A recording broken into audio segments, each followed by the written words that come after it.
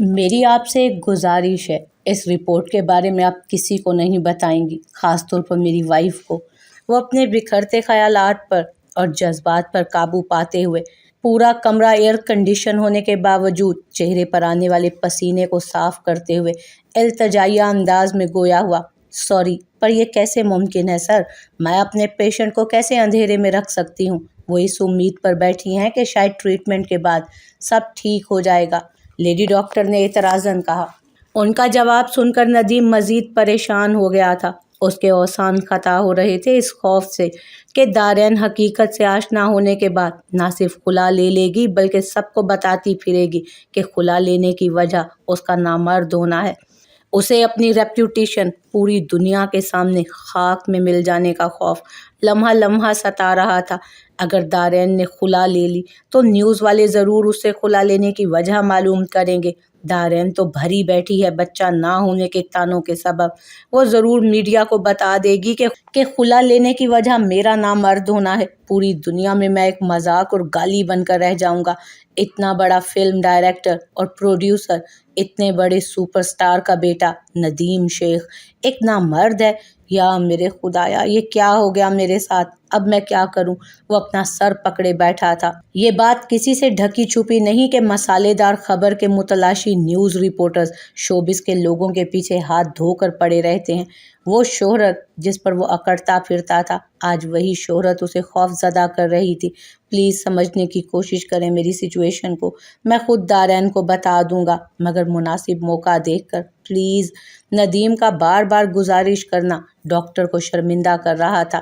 آخر کار ڈاکٹر اس کی بات ماننے کو تیار ہو گئی، جس پر وہ شکریہ ادا کرتے روم سے رپورٹ لے کر باہر نکل آیا۔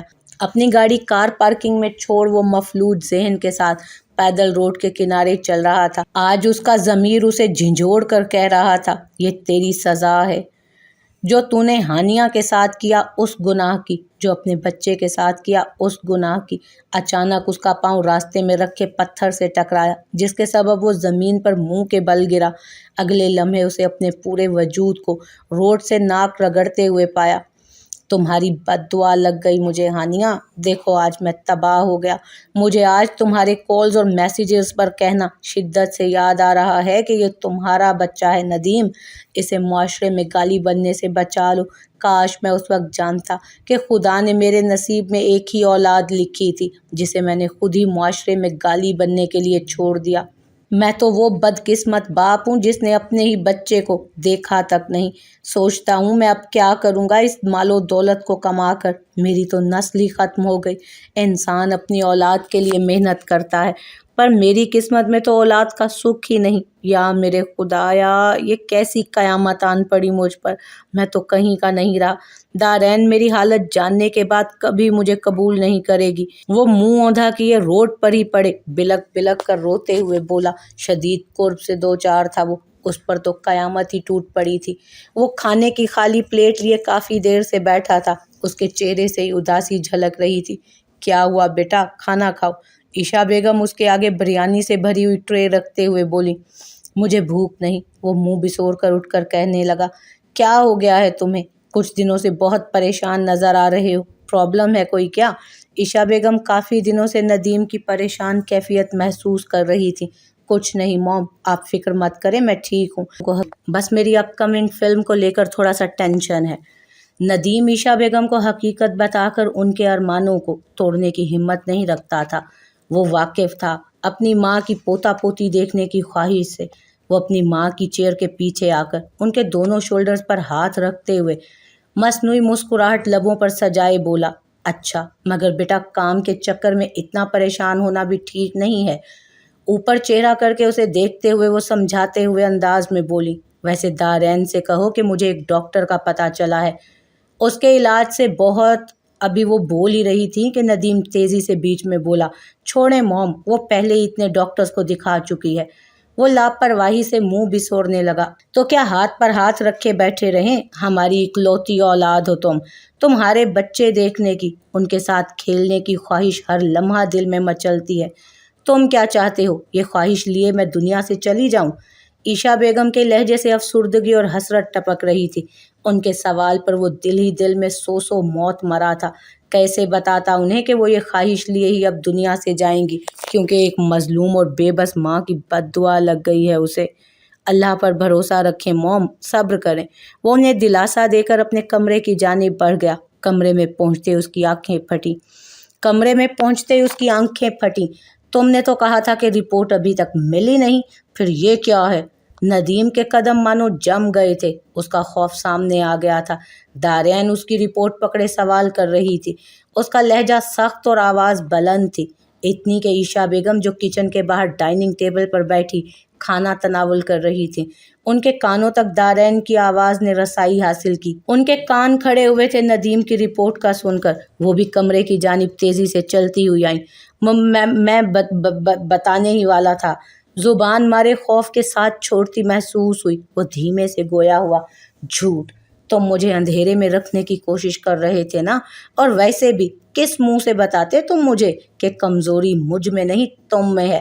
دارین غم و غصے کی ملی جلی کیفیت سے سرشار ندیم کی آنکھوں میں دیکھ کر ایک ایک لفظ چبا چبا کر بولی۔ ندیم اکثر اسے بانجھ ہونے کے طعنے دیا کرتا تھا جو اس کی روح کو چھلنی کرتے، لیکن وہ صبر سے کام لیتی۔ آج وہی مغرور ندیم سر جھکائے اس کے آگے کھڑا تھا۔ کیا بکواس کر رہی ہو تم؟ عائشہ بیگم اس کا آخری جملہ سن کر غصے سے بپھری ہوئی اندر آئیں اور بولیں، میں کوئی بکواس نہیں کر رہی، یہ رہی آپ کے بیٹے کی رپورٹ۔ آپ اکثر رونا روتی تھی نا میرے سامنے پوتا پوتی نہ ہونے کا، تو میں آپ کو بتا دوں، آپ کا بیٹا کبھی بھی آپ کو دادی بننے کا سکھ نہیں دے سکتا۔ میں بانجھ نہیں، آپ کا بیٹا نامرد ہے۔ دارین کا آخری جملہ ادا کرنا تھا کہ ندیم آپے سے باہر ہو گیا۔ اس نے اپنی پوری طاقت سے دارین کے رخسار پر تماچا دے مارا، جس کے نتیجے میں وہ زمین پر گری۔ تمہاری ہمت بھی کیسے ہوئی مجھے گالی دینے کی؟ ندیم غصے سے پاگل ہوئے جا رہا تھا۔ وہ چنگھاڑ کر بولا، کیوں؟ تکلیف ہو رہی ہے نا اپنے لیے نامرد کا لفظ سن کر؟ کبھی مجھے بانجھ کہنے سے پہلے سوچتے تھے کہ مجھے کتنی اذیت ہوتی ہوگی؟ تمہارا یہ طعنہ میرے پورے جسم میں نشتر کی طرح پیوست ہوتا تھا۔ میں بن پانی کی مچھلی کی طرح تڑپتی تھی۔ خدا سے نہ جانے کتنی بار میں نے کہا کہ یا خدایا تو اولاد دے یا موت دے دے مجھے سے برداشت نہیں ہوتا تھا یہ بانجھ ہونے کا طعنہ۔ اب آ کر تو میں شکوہ کرنے لگی تھی کہ مالک تو مجھے موت کیوں نہیں دیتا۔ مجھے آج سمجھ آیا اس نے مجھے موت کیوں نہیں دی، کیونکہ اس نے مجھے یہ دن دکھانا تھا جب مجھے بانجھ کہنے والا، مجھے کمی کے طعنے دینے والا، مجھے ہر وقت ذلیل کرنے والا میرے سامنے نامرد بن کر کھڑا ہوگا اور اپنی کمزوری ایک عورت پر ہاتھ اٹھا کر چھپانے کی کوشش کرے گا۔ وہ ڈری نہیں، مانا زندگی میں پہلی بار تماچا کھایا تھا، مگر وہ چہرے کا تماچا ان لفظوں کے تیروں کے آگے کچھ نہیں تھا جو وہ صبح شام کھانے لگی تھی، جس کے زخم نظر نہیں آتے تھے مگر ان سے پورا وجود چھلنی ہو چکا تھا۔ لوگ کتنی آسانی سے یہ بانجھ لفظ ادا کرتے ہیں، اولاد نہ ہونے کا سارا بوجھ بس عورت پر ڈال دیتے ہیں۔ وہ بیچاری اپنے چھلنی وجود کو کیسے دنیا سے چھپا کر چہرے پر مسکان سجائے پھرتی ہے۔ یہ تکلیف اور اذیت، غم اور رنج یا تو وہ عورت جانتی ہے یا اس کا خدا۔ کبھی دیکھا ہے اسے بازار میں کھڑے بچوں کے کپڑے حسرت سے دیکھتے ہوئے، کبھی دیکھا ہے اسے کھلونوں کی شاپ پر کھڑے حسرت قلب کے ساتھ مسکراتے ہوئے۔ جب کوئی شخص مرنے کی دعائیں مانگنے لگے تو وہ بڑا بے خوف ہو جاتا ہے، اور یہی حال دارین کا تھا۔ وہ ندیم سے بھی زیادہ چنگھاڑتے ہوئے بولی۔ اس کی آنکھوں میں جنون تھا، ایسا جنون جو ندیم کو ایک قدم پیچھے ہٹنے پر مجبور کر رہا تھا۔ عائشہ بیگم تو سکتے میں کھڑی تھی، ان کے سارے ارمان آنکھوں میں ہی سجے رہ گئے۔ وہ اب کبھی بھی دادی نہیں بن سکیں گی، یہ خیال ہی ان کی جان نکال رہا تھا۔ اب میرا وکیل بات کرے گا تم سے۔ Okay mister Nadeem. وہ ندیم کے سامنے ہی اپنا پرس کندھے پر ٹانگ کر غسیلی نگاہ اس کے وجود پر ڈالے روبدار آواز میں کہہ کر برابر سے گزرتی چلی گئی۔ عائشہ بیگم نے ایک بار شکوے بھری نگاہ سے اپنے اکلوتے بیٹے کی جانب دیکھا اور پھر چپ چاپ وہاں سے چلی گئیں۔ ان کی آنکھوں کا شکوہ اسے اتھاہ گہرائیوں میں اتار رہا تھا، شرمندگی کی۔ وہی ہوا جس کا ندیم کو ڈر کھائے جا رہا تھا۔ دارین کے خلا کا کیس کورٹ میں درج ہوتے ہی یہ خبر ہر چینل کی ہیڈ لائن بن گئی۔ جتنے منہ اتنی باتیں۔ ہر نیوز چینل بڑھا چڑھا کر ندیم کے خلاف خبریں پھیلا رہا تھا۔ نامرد ہونے کے ساتھ ساتھ بیوی کو مارنے پیٹنے اور اس پر جانوروں کی طرح تشدد کرنے کے الزامات بھی اس پر لگ رہے تھے۔ اس کے خاندان کا بڑا نام جس پر اسے غرور تھا وہ آج اسی کے سبب خاک میں مل گیا تھا۔ LCD آن کرتے ہی ہر چینل پر اپنے متعلق خبر چلتی دیکھ کر اس نے غصے میں آ کر ریموٹ سامنے دیوار پر دے مارا اور اٹھ کھڑا ہوا اور LCD اٹھا کر فرش پر پٹک دی۔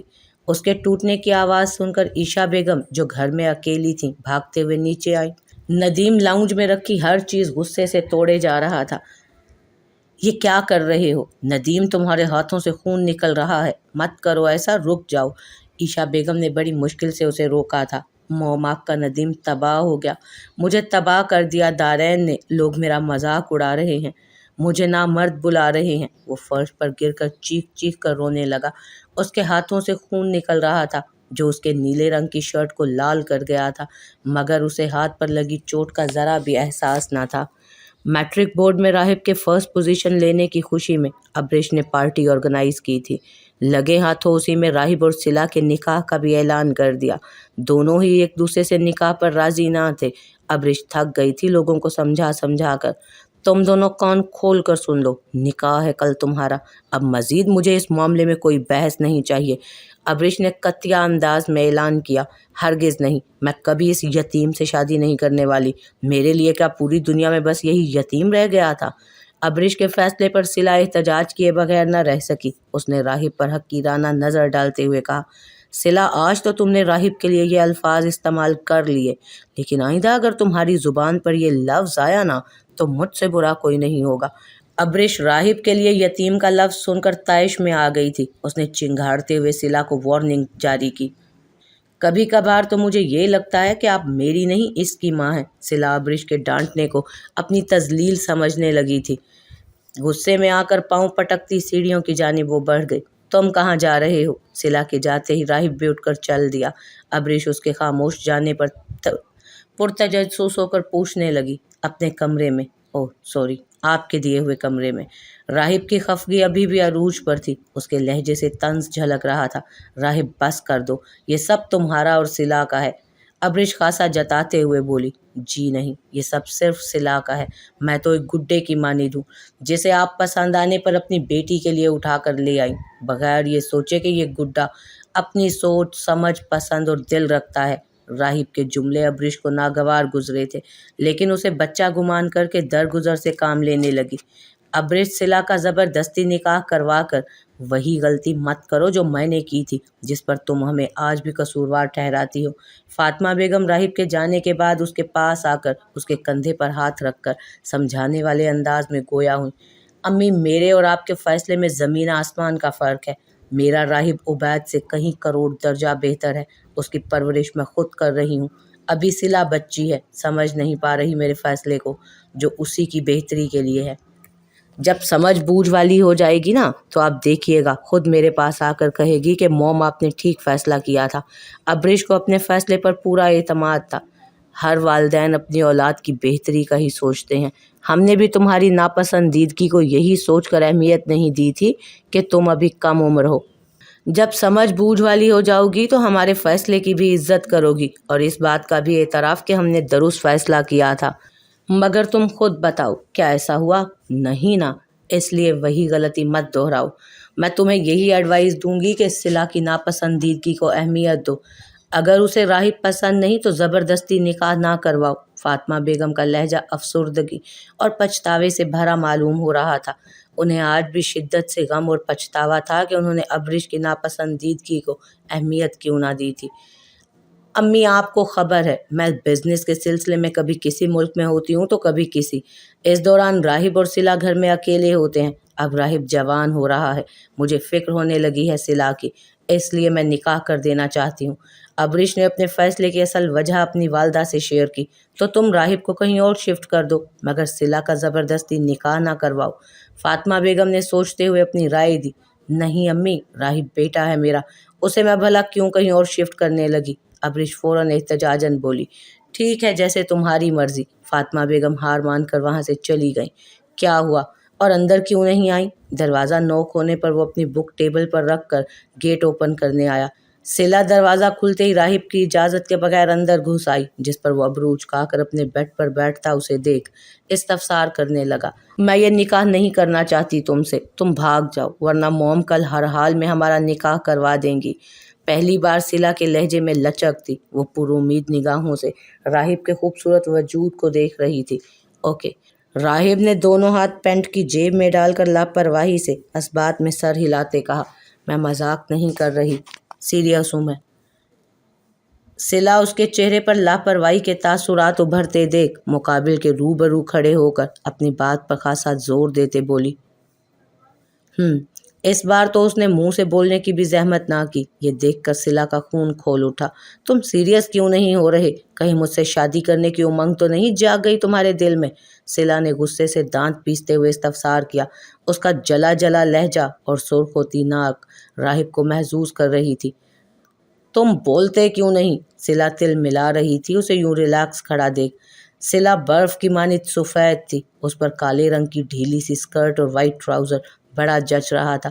اوپر سے غصے میں سرخ ہوتی لال ناک راہب نہ جانے کیوں اسے سرتا پاؤں بغور دیکھ رہا تھا۔ چہرے پر بغیر کوئی تاثر لائے باہر نکلو، راہب نے اسپاٹ لہجے میں جواب دیا۔ کیا؟ وہ الجھ کر بولی۔ تمہاری اتنی ہمت؟ ابھی وہ ناسمجھی میں اسے دیکھ ہی رہی تھی کہ راہب نے اس کا بازو پکڑ کر کھینچتے ہوئے لا کر کمرے سے باہر کھڑا کر دیا۔ اسے اپنی یہ شدید تذلیل محسوس ہوئی۔ وہ دانت پیستے ہوئے راہب کے وجود کو تکتی ہوئی بولی، مگر وہ سلا کے غصے کو خاطر میں نہ لاتے دروازہ منہ پر بند کر کے چلا گیا۔ سمجھتا کیا ہے یہ خود کو یتیم کہیں کا؟ بس نہیں چل رہا تھا اس کا کہ منہ اور دروازہ دونوں توڑ ڈالے۔ بے چارگی والا چہرہ بنائے وہ واپس اپنے کمرے میں آ گئی۔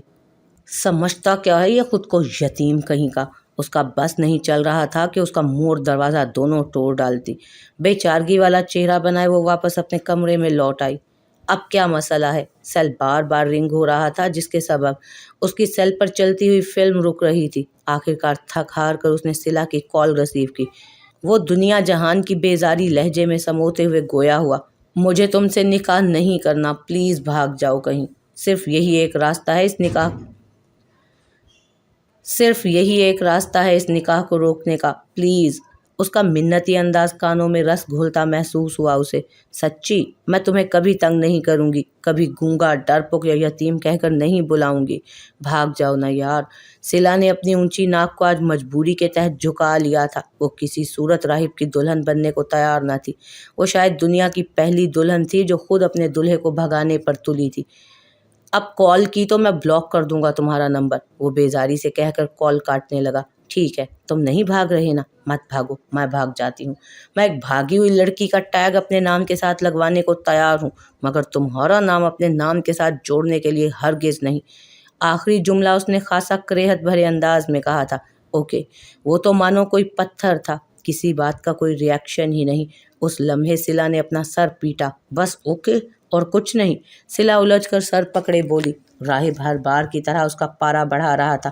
تھوڑی تو غیرت دکھاؤ، آخر ہونے والی بیوی ہوں تمہاری۔ میں بھاگ گئی تو لوگ ہمیشہ تمہیں تانا دیں گے کہ دیکھو یہ وہی راہب ہے جس کی دلہن عین نکاح والے دن بھاگ گئی تھی۔ سلا ہر ممکنہ کوشش کر رہی تھی اسے قائل کرنے کی۔ 10 منٹ سے یہ لڑکی میرا دماغ کھا رہی ہے، اور شاباش ہے میرے صبر پر جو میں برداشت کر رہا ہوں۔ وہ سیل کو کان سے ہٹا کر سیل پر سیٹ کی ہوئی سلا کی تصویر کو دیکھتے بیزاری سے بولا۔ سلا، اوکے کا کیا مطلب ہوتا ہے؟ وہ سنجیدگی سے استفسار کرنے لگا۔ ٹھیک ہے، وہ معصومیت سے بولی۔ انسان اوکے کب بولتا ہے؟ جب وہ بات کا مثبت جواب دینا چاہتا ہے یا دے رہا ہو، اس نے تیزی سے کہا۔ جب کمرے میں آپ تشریف کا ٹوکرا لے کر آئی تھیں تو میں نے کیا جواب دیا تھا؟ وہی جو طوطے کی طرح ابھی بھی رٹ رہے ہو۔ اوکے، وہ منہ پھلا کر جواب دے ہوئی۔ اف، مجھے یقین نہیں آتا کسی کا IQ لیول اتنا ویک بھی ہو سکتا ہے۔ راہب اپنی پیشانی پر آنے والے ریشمی بال پیچھے کرتے ہوئے کوفت بھرے لہجے میں بولا۔ کیوں؟ ایسا کیا کر دیا میں نے؟ اس کی بات سن کر وہ سیدھی ہو بیٹھی اور ناسمجھی سے استفسار کرنے لگی۔ میں بھاگ جاؤں گا، اوکے؟ سلا کی معصومیت اس بار راہب کا پارا چڑھا گئی۔ اس نے ایک ایک لفظ چبا چبا کر ادا کیا اور کال کاٹ دی۔ اوف، کتنا ایٹیٹیوڈ ہے اس میں، زبان گھس جاتی جو اگر یہ پورا جملہ پہلے ادا کر دیتا۔ فضول میں مجھ سے اتنی منتیں کروائیں۔ سلا منہ میں بڑبڑائی۔ اگلے ہی لمحے وہ خوشی سے بے سدھ ہو کر بیڈ پر لیٹ گئی۔ یوں گمان ہو رہا تھا جیسے دل پر سے منو بوجھ اتر گیا ہو۔ وہ پرسکون ہو کر پاؤں پھیلا کر سونے لگی۔ اب اسے کل منعقد ہونے والی نکاح کی کوئی فکر نہ تھی۔ فجر کی نماز کے ساتھ ہی وہ خاموشی سے کپڑوں بھرا بیگ کندھے پر ٹانگ کے اپنی کھڑکی کے ساتھ لگائی ہوئی سیڑھی سے گارڈن میں اتر گیا۔ صلا کہاں جانتی تھی کہ وہ تو نکاح کے اعلان والے دن سے ہی بھاگنے کی پلاننگ کر رہا تھا۔